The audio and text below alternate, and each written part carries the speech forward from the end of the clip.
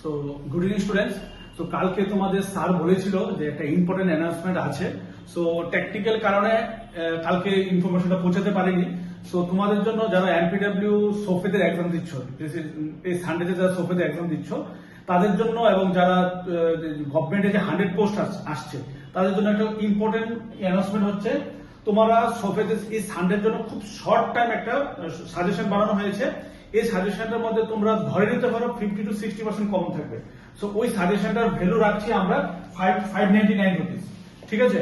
আর ANM এর যে ইয়েটা আছে আমাদের যে গভর্নমেন্টের 100 পোস্টে, এটার জন্য 5000 রুপিস এন্ড মান্থলি 500।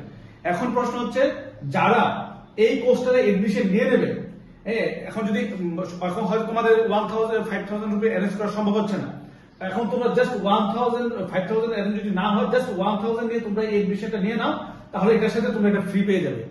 এইটা থেকে তোমরা ধরে নিতে পারো 50 to 60% কম পেয়ে যাবে। আর বাই দ্য টাইম তোমরা অলরেডি তো পড়াশোনা করেছো। আর যারা অলরেডি আমাদের 360 ডিগ্রি স্টুডেন্ট আছো তাদের জন্য কোনো চিন্তার কারণ নেই, তোমাদের স্যার যা পড়েছে তা থেকে আসবে। এটা শুধুমাত্র যারা এখনো এডমিশন নেয়নি, এডমিশন নেবে ভাবছে তাদের জন্য চিন্তা করে, অনেক স্টুডেন্টের রিকোয়েস্ট আছে, তাদের কথা চিন্তা করে আমরা এই জিনিসটা করছি। ঠিক আছে, থ্যাংক ইউ।